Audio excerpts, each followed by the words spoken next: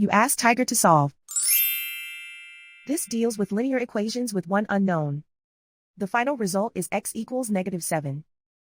Let's solve it step by step. Group all x terms on the left side of the equation. Subtract 2x from both sides. Group like terms. Simplify the arithmetic. Group like terms.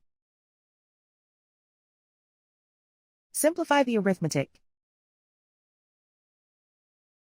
Group all constants on the right side of the equation. Add 3 to both sides. Simplify the arithmetic.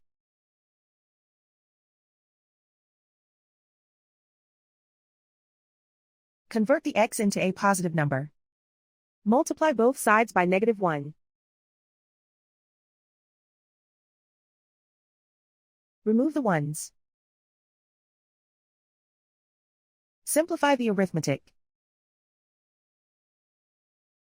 And so the final result is x equals -7.